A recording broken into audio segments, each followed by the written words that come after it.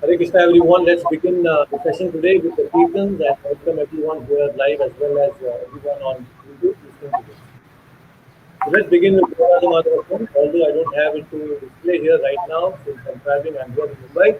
So let's begin the song and start a session on practical spirituality. Jai Radha Madhava Kunja Vihari Madhava Kund Bihari Jaya Radha Madhava Kunja Vihari Jarat Madhava Kunj Bihari Jaya Gopi Vallabha Girivaradhari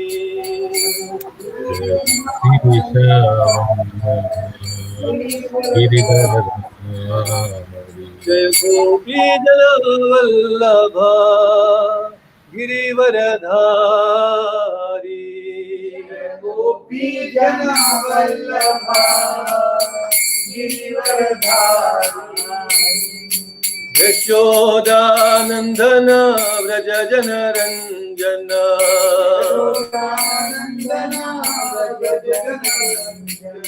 Yashodanandana Vraja Janaranjana It's 12 o'clock.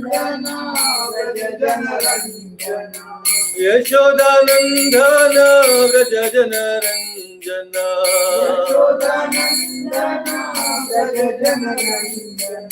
Yashodanandana Vraja Janaranjana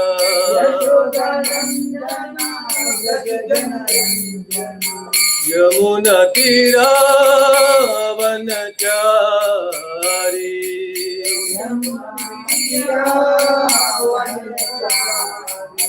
Yamuna Tira Vanachari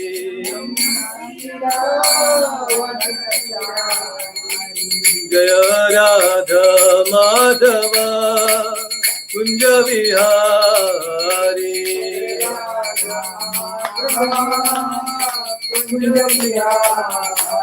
Jaya Radha Madhava Kunja Vihari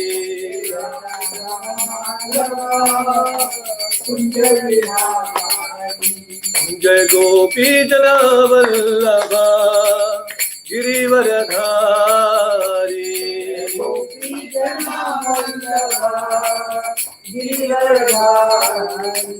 Jai Gopi Jana Vallabha Girivaradhari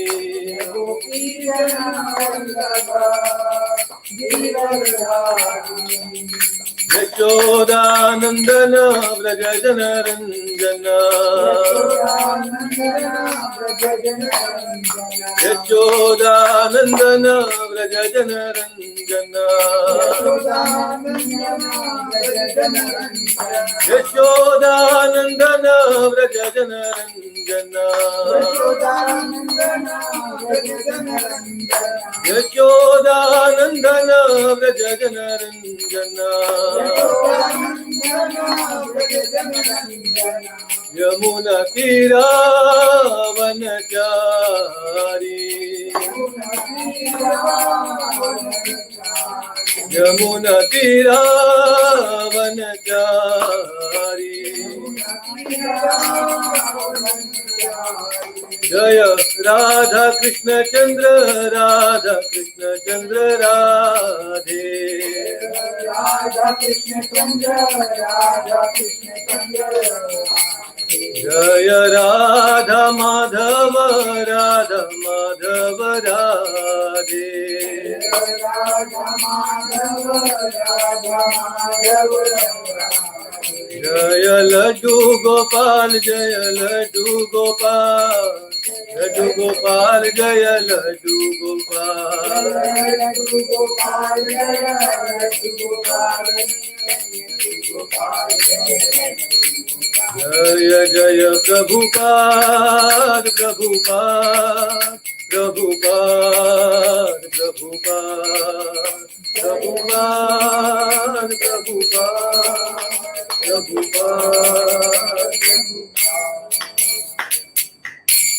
Sankirtan Mahayagna ki Jai. Hare Krishna. Hare Krishna. Hare Krishna.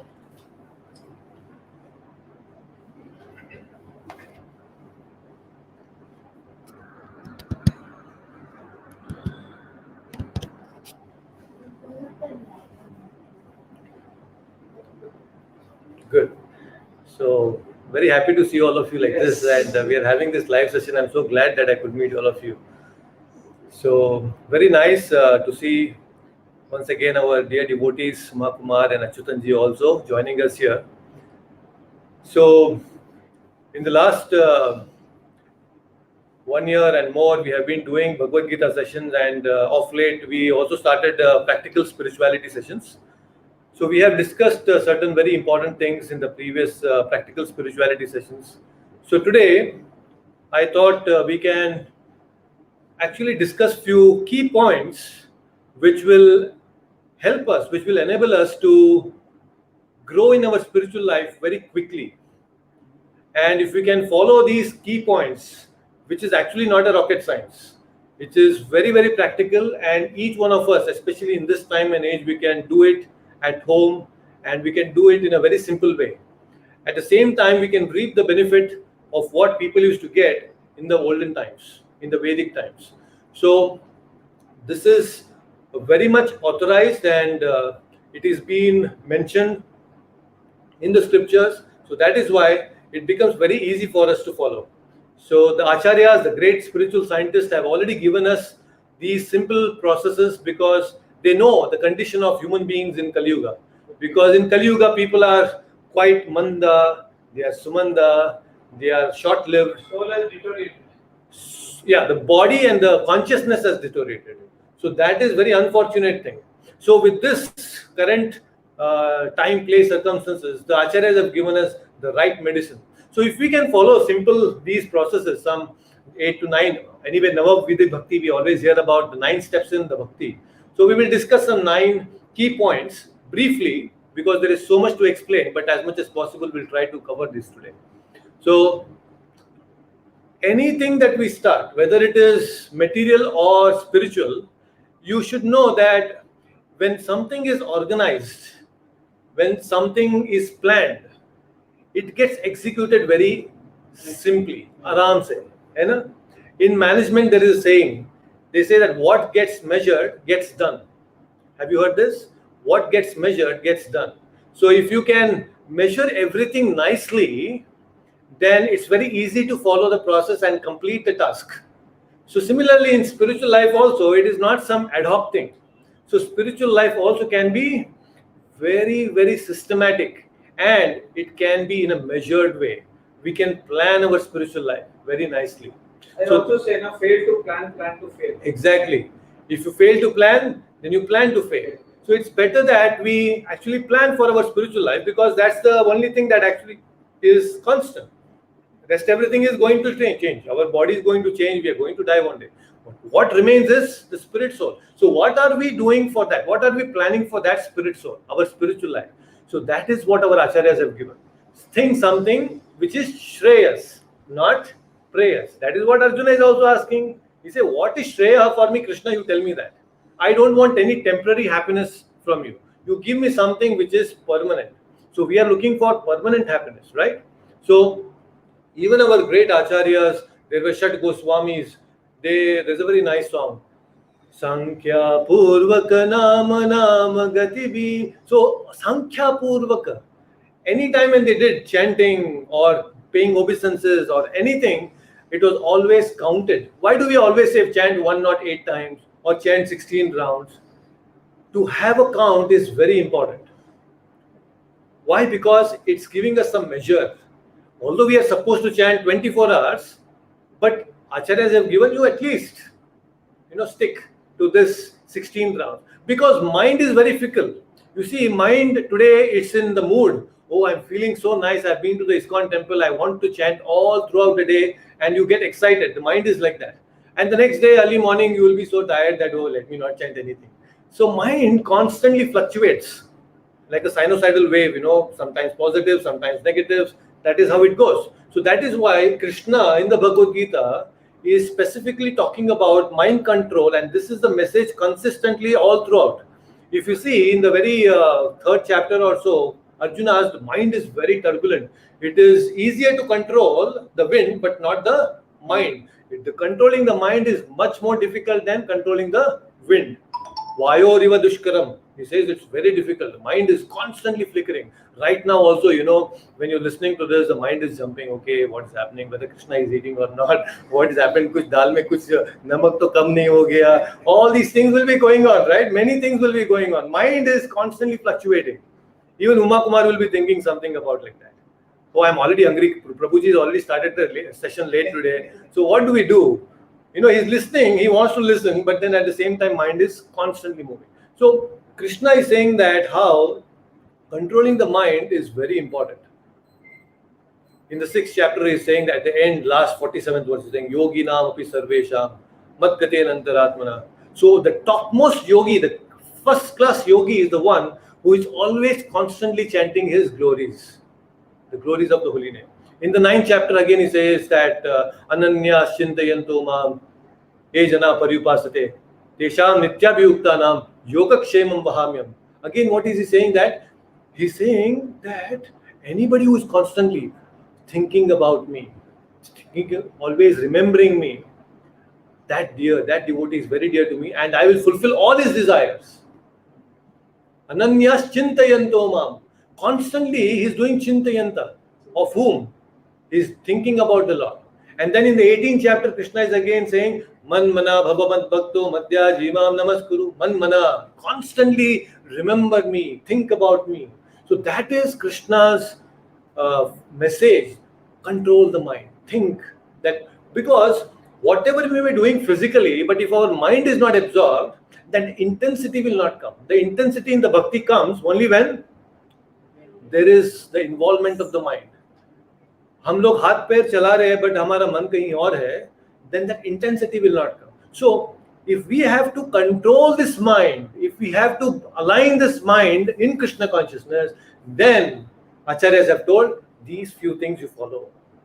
If you can follow these few things, then it will be very nice for your spiritual life.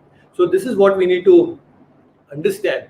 Now there are many rules and regulations which the scriptures mention, the Acharyas say. So there are many people who talk about rules, and it's essential. Rules are important. Even when we go outside now, there are so many rules. Wear the mask, traffic rules, many things are there. So rules are there, and it's good that we follow certain rules, but rules should not be followed fanatically. There are many people who get stuck to some rules, and they are so obsessed with the rules that they forget the essence of the rules. The essence of following all these different rules is actually to remember Krishna, to control the mind. But if you don't remember the Krishna and fanatically simply follow the rules for namesake, this happened in our India in the 18th century when so-called Brahmanas, they were so rigid, and they did not allow the lower caste people to participate in the festivals and other things like that. And that rigidity actually took these people away from our culture. So rules have to be followed, but you should know the essence, right? For example, now you just imagine there is a cop and there is a thief who has actually stolen a car and is driving.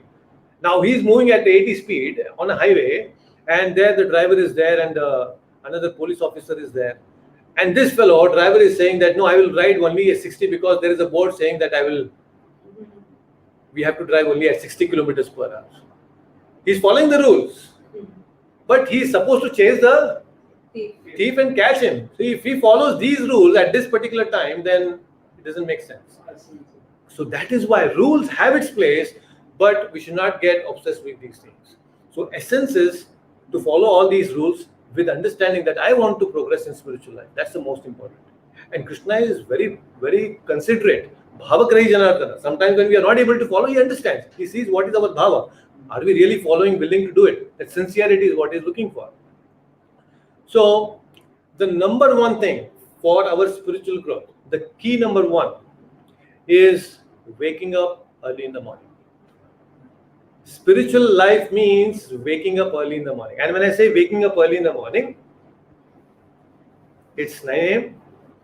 or 10 a.m. 8 o'clock school starts. 8 o'clock. Good. So you wake up at what, 7:30? So you see, the first principle of spiritual life is to wake up early in the morning. And wake up means in the Brahma Muhurta. 96 minutes before the sunrise is Brahma Muhurta time. One Muhurta is 48 minutes. So 2 Muhurtas before the sunrise is actually the Brahma Muhurta. And this is the time of a day which is called Vishuddha Sattva. Vishuddha Sattva. We have always heard about Sattva Guna, Rajo Guna, Tamo Guna. So this time of the day is Vishuddha Sattva, which is not coming into the influence of these 3 modes. And Brahma is for how long? 96 minutes before the sunrise. No, how long the duration? 96 minutes. Full 96 minutes. Okay, when you start, say at time 3:50, and then it is for how long the Brahma Muhurta? It is for 10 minutes, 20 minutes? No, it is for the 96 minutes. Okay, till the sun rises. Sun rises. From Okay. before 96 minutes before sunrise is Brahma Muhurta. Sure. Full 96. Full 96 minutes that Brahma slot. Muhurta. Amrita Brahma. Veda. Amrita Veda. Yes, this is the time when all the devatas are also, they are worshipping the Supreme Lord during this time. Even the demigods are worshipping the Supreme Lord Krishna during the Brahma Muhurta time. So that is why this is very essential for us. If we can somehow take advantage of this Brahma Muhurta, it is amazing. Now later part of the day, for example, after the sunrise, till say up to 10 a.m., it is Sattva Guna. The phase of a day is in Sattva Guna. 10 to say till the sunset, evening, it's Rajoguna. That's why people are passionate, they're working and they do a lot of activities running from one place to another place. You see, it's very Rajoguna. Right now it's Rajoguna. But since we are doing this Krishna conscious activity, it is still Vishuddha Sattva. We are not in the influence of Rajoguna. And then after sunset, it is Tamoguna. Then you go to sleep and people become lazy. So the day progresses like this, from Vishuddha Sattva to Sattva Guna to Rajoguna to Tamoguna. And if you have to do your spiritual activity during Rajoguna, it is very difficult. Afternoon time, if you have to chant Hare Krishna mantra, it's difficult. And evening, night time, it is even more difficult because the day is influencing, it's pushing towards Tamoguna. It is, you feel as if it's burden to chant Hare Krishna mantra or any other activity, spiritual activity. You feel it's burden because the phase of a time is like that. Energy also reduces. Energy reduces. But this morning time is excellent. For this now you have to sleep early. Now 10 p.m. to 12 p.m. or 12 a.m. or 1 a.m. that 4 hours is the excellent time to sleep, according to medical science also. If you can sleep, give rest to your body from 10 p.m. to 1 a.m., that will rejuvenate so nicely, your body becomes so wonderful because all the repair work has to happen, it will happen very nicely. And this 3 to 4 hours of sleep from 10 p.m. to 1 a.m. is equivalent to 6 or 7 hours of sleep that we get other times. So that is why just 3 to 4 hours if you sleep from 10 p.m. to 1 a.m., that's amazing. But you can extend. You know, acharyas understand. You have to extend till 4:30, no problem. You sleep until 4:30, but go to bed by 10 p.m. So if you can do this and take advantage of this Brahma Muhurta, nothing like that. Because it gives your mind so much energy to chant. You feel so energized. And Vishuddha Sattva, it's purifying more and more. You become more and more spiritual during this time. It's a great advantage. Just like, see, when we want to catch a flight, we go well in advance and we stay there and all those things we do, right? We plan. So similarly in spiritual life, we need to plan. If we can plan our day nicely and wake up early in the morning, that's amazing. Most great leaders in the world, whether they are technocrats or business people or sports person or anyone, you see, they're all early risers. Most significant leaders in this world are all early risers because they have understood the principle of waking up early in the morning. Although they do non-Krishna kind of conscious activities, they may be doing a lot of business activities and planning and other things during that most essential time. But we as devotees can take advantage of this and we can plan the rest of the day for our spiritual consciousness. And if we can finish our morning chanting and worship at this time, then your whole day is success. Whole day will be successful. See, any time when we achieve something, a sense of achievement gives us a lot of energy to do more things. And if you start, suppose, we have taken a vow now, we'll chant 16 rounds. Morning when we finish the 16 round, there is a sense of accomplishment. Yes, I have completed my 16 rounds of chanting. That sense of accomplishment is an further force, a boost for me to do other activities. Then I want to achieve and finish off my tasks more and more and complete more activities. You feel successful and you feel nice. Yes. There. Just imagine the day you're starting with some accomplishment, whole day will be accomplished. And what best now, you start your day with singing and dancing and taking the holy names, you feel so refreshed. And at the same time, I have experienced the other way also. Sometimes when the chanting is not complete and then you have to do it in the evening, then it's a burden. Oh my God. Mind is already going here and there. It's difficult to control. So morning waking up is most essential thing. So if you can plan your day nicely, if it is not possible to wake up at 4:30 a.m. every day, at least on a weekend, once a week, if we can plan to wake up like this and experience for yourself and finish your chanting, oh, amazing. That experience will be very nice. So please give a chance, give a try to this particular thing. So key number 1 is you have to wake up early in the morning. And the second most essential key for spiritual growth is chanting. Because that is the Kali Yuga Dharma. Because there is no other thing that is being prescribed in any scriptures for Kali Yuga. The best process for actually achieving spiritual life, progress in spiritual life, is chanting the holy names. Hare Krishna, Krishna Krishna, Hare Hare, Hare Rama, Rama Rama, Hare Hare. This is the foundation for spiritual life. Foundation. And there cannot be anything else. One more question, suppose I am driving the car. Can Yes. you chant that time? Yes, you can chant and you should chant. But that time I will not have the beat. But that is additional chanting. additional. That is additional. Additional to your regular chanting of 1 round or 2 rounds. If you already committed for chanting 1 round or 2 rounds, that you have to do it on the mala, and then whatever balance, that is additional. While driving, while taking bath, no problem. You can chant anytime while cooking, right? Not while listening to your teacher. Otherwise, your teacher will still start chanting Hare Krishna, which is also good. So you see, this is all things that, yeah. We prepare, right? For anything we prepare. For any insignificant exams that we write in the schools and colleges, also we prepare. So this is a bigger exam. Life itself is a bigger exam. So what are we doing for this? And we all have to face the final exam of death, right? Everyone here is understanding this. Very important process. Death is the final exam for this life. How much are you prepared? And the worst thing about death is, this exam is, it is a surprise test. It's a surprise exam. You don't know when it's going to come, right? We just step outside from this place and we don't know. In the last 1 month, we have seen so many deaths. Our near and dear ones have gone. All of a sudden, right? They were also thinking, oh, I'll live for another maybe 10 years, 20 years, but gone. So death is a surprise test. Are we prepared? Most of them are not. We have to prepare. So this is a good chance for us that if we start chanting Hare Krishna mantra now at this point, then going forward, at least at the point of death, even if we forget, the Paramatma within the heart will remind us, hey, you have chanted too much of my names. I'm so pleased with you. I will remind you now. You remember me. He gives the remembrance. Matta smritir jnanam apohanam cha. Krishna says in the Bhagavad Gita, I give the remembrance. So nice. He sees that you have done your endeavor, but all of a sudden there is a death that is going to come. Krishna will say, don't worry, I will give you the remembrance. See, such merciful Lord is. So it's quite simple. Chanting and vibrating the holy names is the most simple thing. Sitting here in your place, you don't have to go anywhere. So simple, right?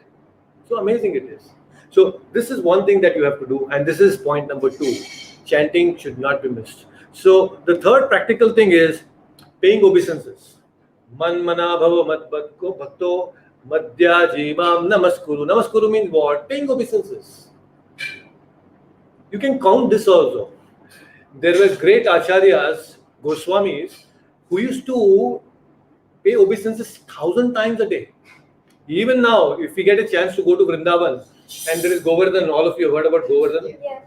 There are a lot of these great sadhu babas there. You will see so many devotees. It's about 21 kilometers, the whole circumference, the parikrama mark they call. People, they don't walk and do parikrama, they do obeisances, namaskar, and they do namaskara of the whole hill, 21 kilometers. And some of them, they do namaskara 108 times at the same place. Then they go next 108 times, 108 times, 108 times, 21 kilometers like this. It takes about 6-7 months for them, and they are there. So paying obeisances is such a powerful thing. It's a sign of humility. So that is why bowing down in front of the Lord is extremely essential. Can we do it at least once before going to school or before going to college? Anywhere you step outside, it's best thing that you pay obeisances and then step outside. Lord, please protect me. When you come inside, you wash your hands, go there, pay obeisances, and then again continue with your work. So at least twice a day, if you can begin with, that's an amazing thing. So paying obeisances, paying namaskara is the most essential thing. So never miss on this opportunity. Every day when we do this, it is very essential that we develop humility, and this will help us develop humility. Bhakti cannot be without humility. Somebody is very arrogant, pride, he cannot call himself as a devotee. A devotee is very humble, right? So humility comes when we pay obeisances. And for Mataji's Panchanga Namaskara, and for all the men devotees, it is Ashtanga Namaskara.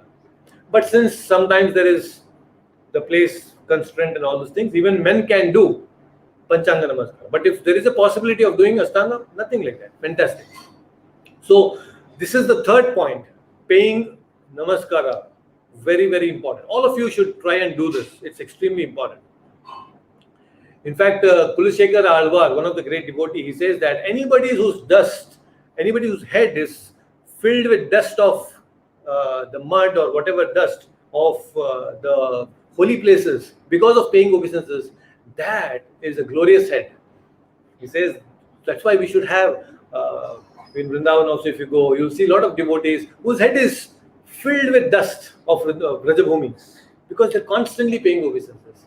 So that head is a very glorious head, right? So we should try and do this. Any temple you go, first thing is pay obeisances. Very, very important. And if your time permits, then the fifth point is having a quick morning program. Quick morning program means, suppose you know Narsimha Kavacham, suppose you know some Jai Radha Madhava song, this is just 4-line song, or you can learn bhajans and kirtans. Now this book is there, so you take this handbook and then you can learn these bhajans. Quick prayers. There are Venkatesh Stotras, there are Narsimha Kavacham, many prayers of Kunti Maharani and all those things. Try to learn them. Audio files are shared, so you can learn these things. So just 5-10 minutes of quick morning program, offer these prayer, some singing and bhajans you sing, and then you can carry on. So that is the fifth thing that you can do. And the sixth thing, the most important activity, the key, is doing Tulsi worship. So all of you, generally in Indian homes, we have this Tulsi, and worshipping Tulsi is extremely important. Every day we should glance at Tulsi. At least, if not, we can try to take some dust of that Tulsi there, you can apply. If you don't have Chandan, you can just take the dust of Tulsi and you can apply that dust of Tulsi. Very, very important. And then Tulsi, anyway, we are offering in the food also, the prasadam that we are cooking. And you can also have Tulsi Mala, the Kanti Mala, extremely important. This is the protection from Yamadutas. Just like a street dog does not have any belt, but if there is a pet, then there is a belt and written names and all those things. It belongs to this so and so. Master is there. So the municipal people will not take it. Oh, it has a belt, it has a owner. But if it doesn't have, then the municipal people think it is a street dog and take it. So the Yamadutas are roaming. They are the municipal people. They are going around everywhere. They see this Tulsi Mala, they get to know, oh yes, this person is a devotee of Vishnu. And I cannot take this fellow. He is not under my jurisdiction. So he will just leave us, and there are many others anyway, loitering, that they'll catch them and they'll go. But the moment they see this, they know, oh, this is not a street dog. They know very clearly they're Vishnu Bhaktas. You have to wear it here or anywhere in the hand? Mostly here. It's Kanti Mala. Kanti Mala, this is Kanta. This is called Kanta. So this is called Kanti Mala. So it has to be worn here. So it can be worn 1 round, you get 2 rounds, this is 3 rounds. So generally initiate devotees who are initiated from a spiritual master, from Prabhupada, then they wear 3 malas. So to begin with, you can wear this just 1 round of this Tulsi Mala, which will protect all of us. So it's a great opportunity for all of us to wear this Kanti Mala and safeguard yourself from Yamadutas. So great thing. So Tulsi worship is extremely important, and Tulsi is Bhakti Devi. So she gives Bhakti, she gives that benediction of Bhakti very quickly. So if you can worship Tulsi every day, it can be done in the evening also. Tulsi Puja can be done in the evening when you come back from the office.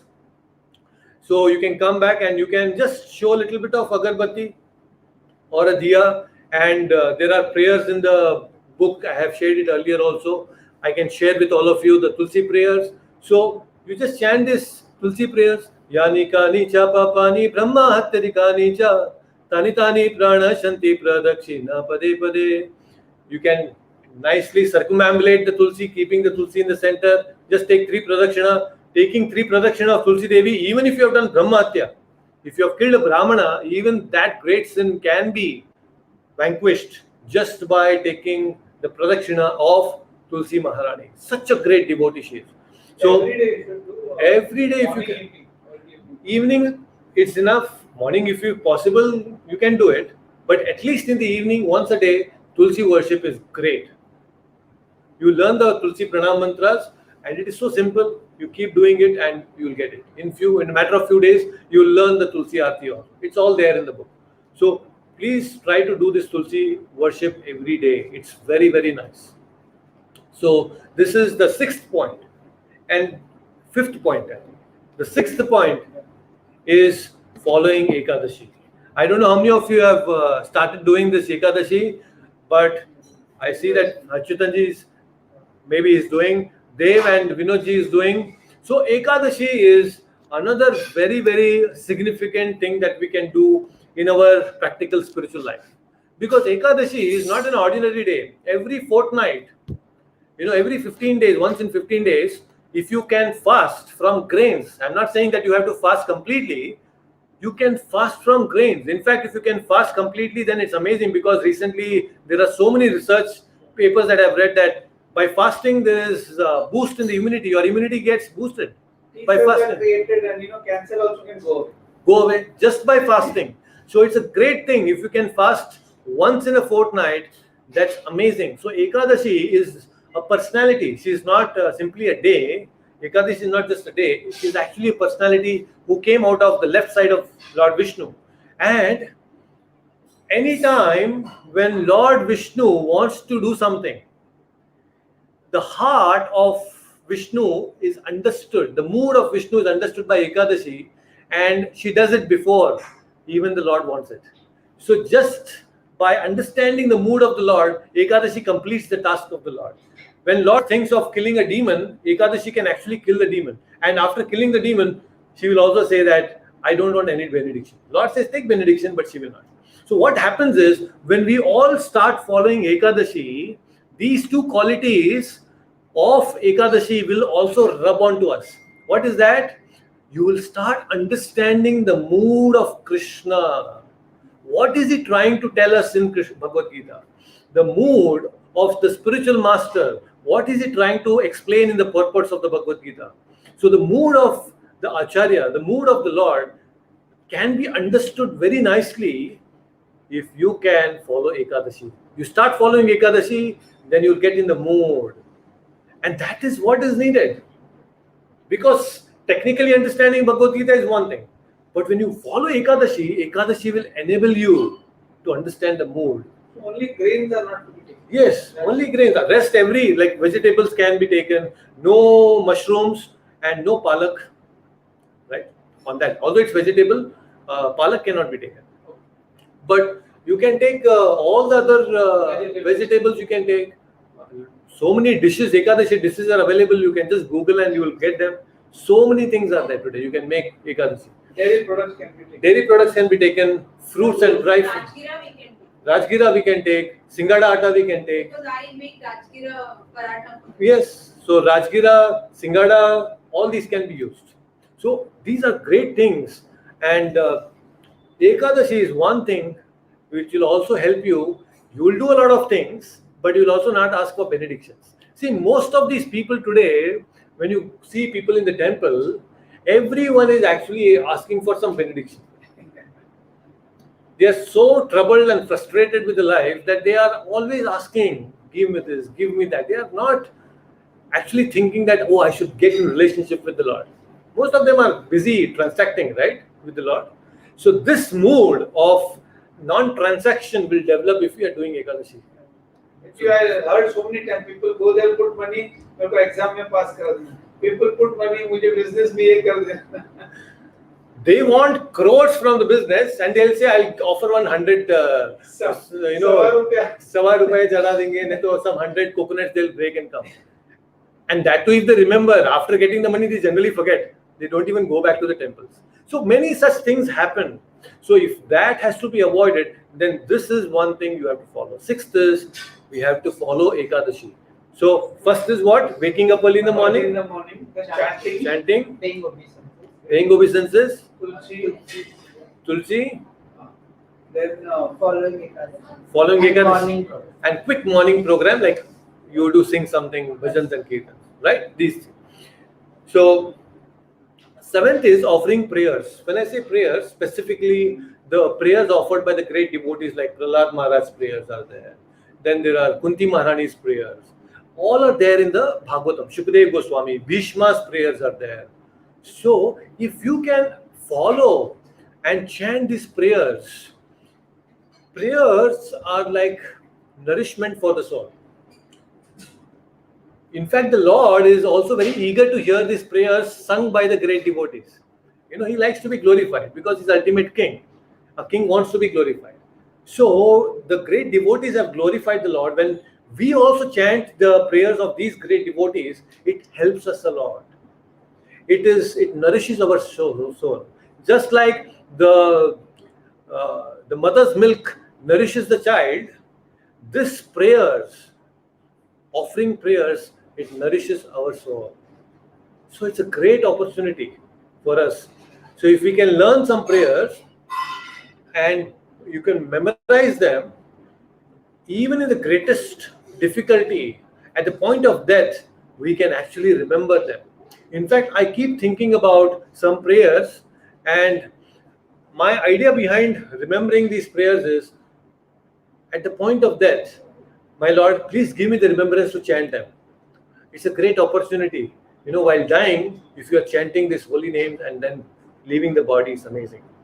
Just recently, I got one message. There was this old man, 94-year-old man in Chennai. He was unconscious. He was in coma.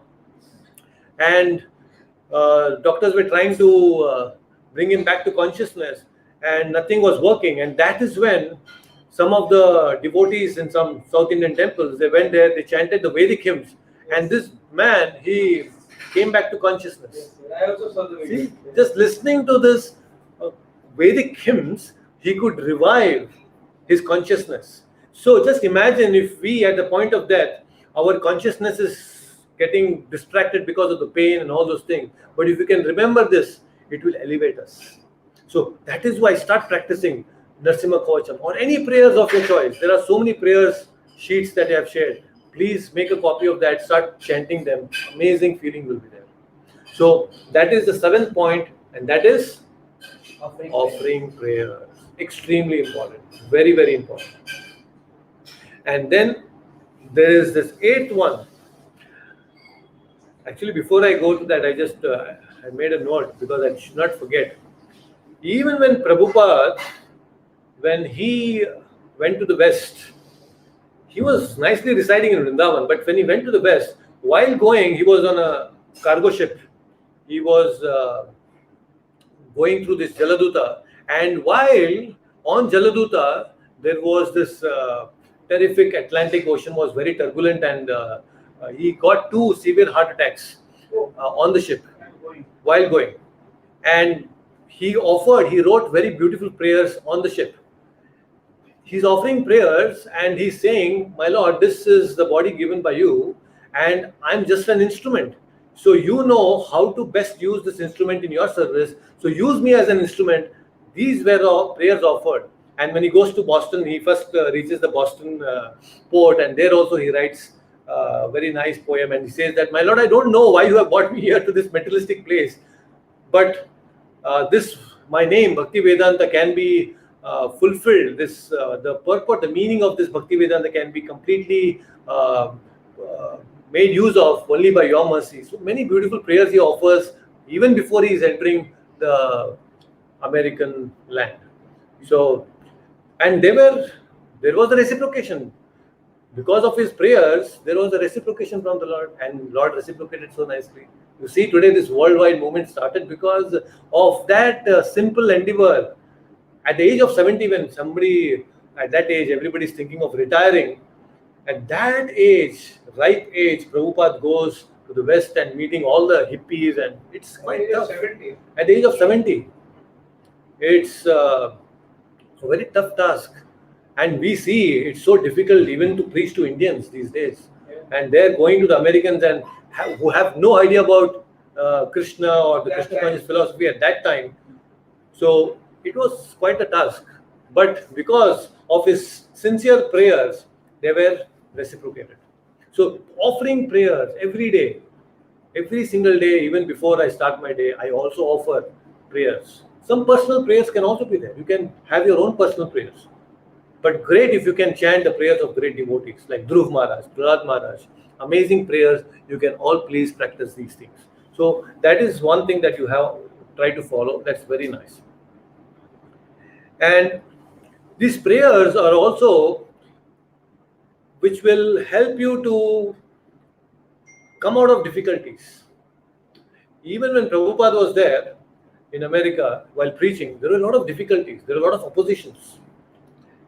You know, when you are stuck in a traffic jam, you can't move anywhere. The only thing which can free you is maybe somebody can airlift you, and then take you to your destination. Only somebody airlifts, then it's very easy. So when you are stuck in this material world, this is not a traffic jam, it is an emotional jam. With so much of difficulties, people are into this emotional jam all the time. So the best way to airlift is through prayers. Prayers can actually help us to come out of this jam, this emotional jam. It's very important. So offering prayers is one important thing. Very important key. And learn. It's very simple. And the next is 8th point, and that is hearing and reading. Anytime, reading and hearing are both synonymous. Reading Prabhupada books and listening to Prabhupada's lectures is equivalent. See, now when we are discussing, we generally do it once in a week. Once in a Sunday we are coming and we are discussing, which is not enough. It is not sufficient for our spiritual growth. It is good, but on a daily basis, just like we eat every day, if we can feed our ears also through the pure transcendental sound vibration of pure devotees. Like there are so many lectures available of Prabhupada on YouTube and many other forums, like even podcasts are there. Every day, if you can just listen to Prabhupada's lectures while driving, and anytime you are commuting from one place to another place, every day while cooking also, you can just play them and start listening to Prabhupada's sound. That 30 minutes, 40 minutes of listening is amazing. Sometimes when I don't get time, even while taking bath and getting ready, it takes about 30 minutes, 25-30 minutes. Even that time, I just play the lectures of Prabhupada and listen to the devotees or Prabhupada. Listening to Prabhupada, listening to devotees, all will help. So every day there should be some Shravanam that should happen. Some listening, some input of spiritual life should go. Because we are feeding the ears with the news, we are feeding the news with so many songs and many other things. So if we can also feed our ears with the spiritual sound vibration of a pure devotee, that will help. And reading, sometimes when we are not able to listen to the lectures because of some other thing, noise or anything, we can also read books. If you are not able to read books, then you can listen. So one of these two things can be done on a daily basis. And reading really helps. And especially Prabhupada says, if you can read early morning, so much of absorption happens. Even for students, if you read early morning, so much you can retain. That is why the great acharyas, even Prabhupada, he used to sleep only for 2 hours. Only for 2 hours in a day. And he used to wake up early morning, 1 a.m. and write books. And he used to translate all the books that we have got today. They're all translated mostly in the night. Night in the sense early morning, 1 a.m. So a lot of absorption happens during that time. So chanting and reading spiritual activities, morning is the best time. You can begin with 1 day in a week. That will be really nice. Right? So that is one thing. That is the 8th point. And the 9th point is association of devotees. Like we are having today. You know, we all meet together sometimes. And if you can discuss and be in touch with devotees and hear from them. So this is essential. Narada Muni says, Sadhu Sangha, Sarva Shastra Kahe, Lavamatra Sadhu Sangha, Sarva Siddhi Hoy. Even a fraction of a moment, association of the devotees, that can perfect our life. That can change our life. That is how important it is. Association of devotees. Narada Muni himself came in touch with the great Bhakti Vedantas in the previous life. Before he became Narada Muni, he was born to a maidservant and he was serving the great Bhakti Vedantas during the Chaturmasya when all of them, they reside in a forest, in a hut, and all of them are doing nice tapasya. So Narada Muni, he was serving this Bhakti Vedantas, and whatever the remnants of prasadam he was taking and he was eating, and he became a great devotee, this Narada Muni.